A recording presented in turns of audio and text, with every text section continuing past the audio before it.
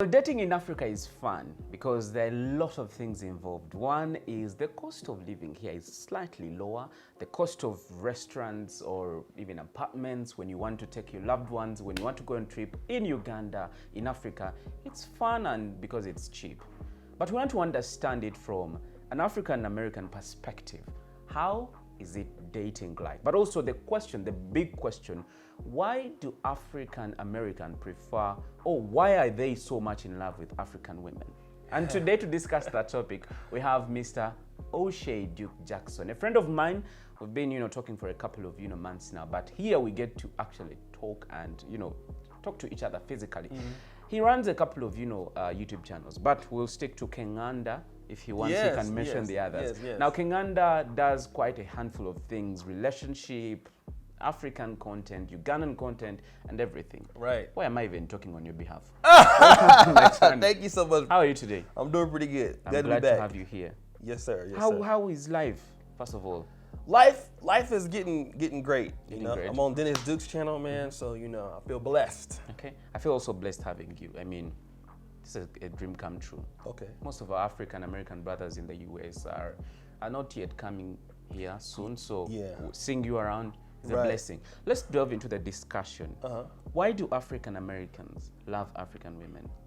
Well, I think it's obvious, right? African women are fine. They're beautiful. Especially if you like black women. Like the African American community back home, people may not know this, we are 40 million. So that's the children of the slave trade. So, you go to Atlanta, Los Angeles, Chicago, Detroit, Jackson, Mississippi, Houston, Texas. A lot of us grow up with black people. And, black women are very, very unique in how they look in comparisons to other groups of women. So when we come to Africa, it's just like seeing what we've been seeing all our life. A lot of times could be even better because you get an original version of what it looks like. So it's obvious that black women have a certain level of style, how they walk, how they talk. African American women. So it's just that we are just infatuated with black women. Period. So, but when you come to Africa, it is a little the meters go up. Okay. Yeah, as far as beauty. Let's get to understand it from a personal perspective. Your personal experience. Have you dated one before? African woman? Oh, of course. Yes. Of course. How was the experience like? Of course. Well, I mean, just like any experience, it's there's good experiences, bad experiences. More good experiences. Let's than start bad. from the bad, then we go to the good. I think with the bad experiences, it comes from not that the person is bad, but the culture is different. Okay. So there's expectations of a man in the African environment that is not expected in the American environment. I'll talk to you about what I'm saying here. In America, it's very common for a woman to have a car. Very common for a woman to have a job, her own place, income. So women are not so dependent on men as it is in Africa. So, a woman will, especially in the black community, a lot of black women are more likely to want to do 50-50, pay for their dates, pay for your dates, stuff like that.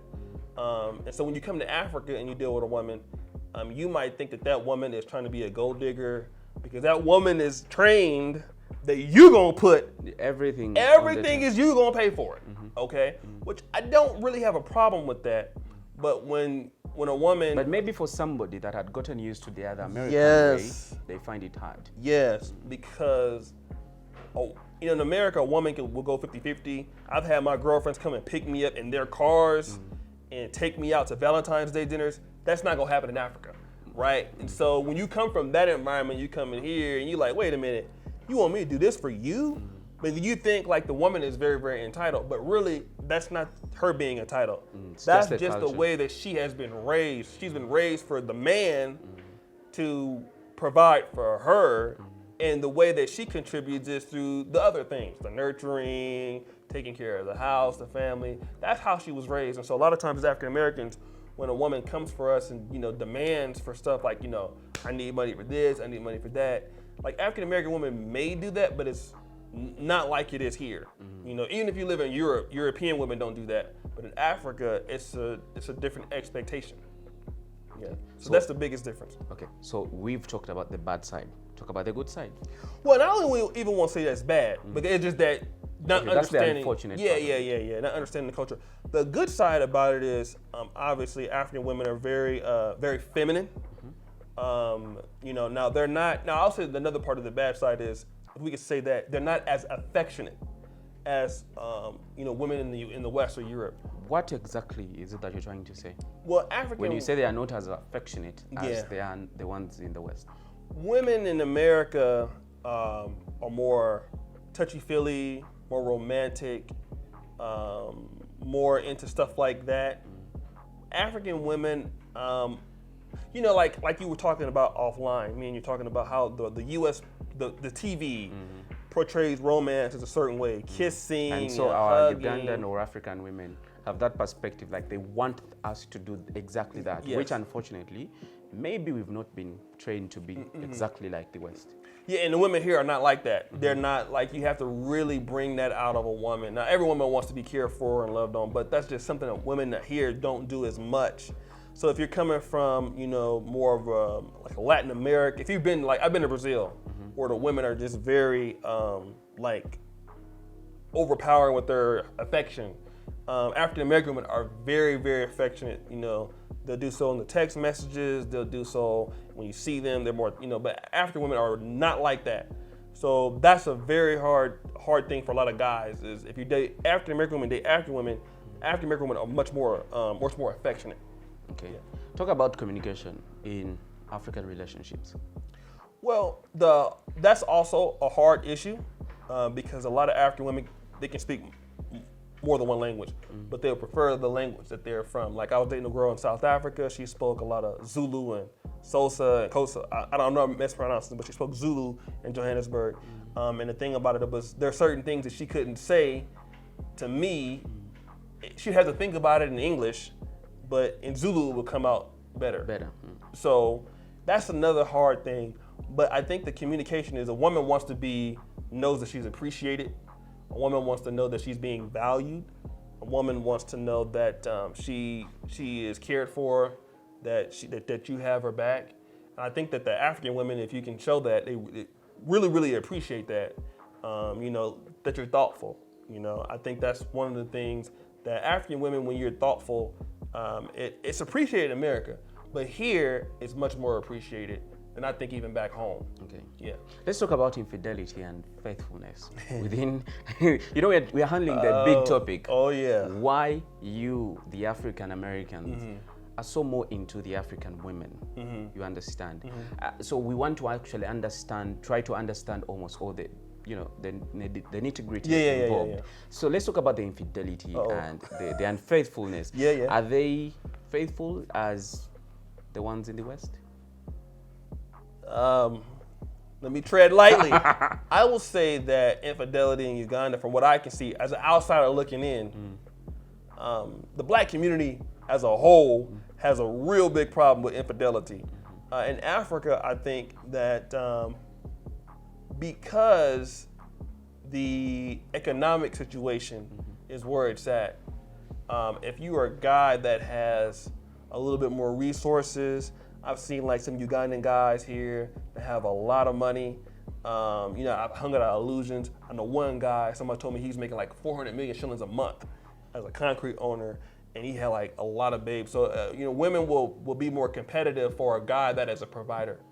And so I think that infidelity amongst the guys that are more high earners. When they have money. Yes. Okay. Guys who can provide more.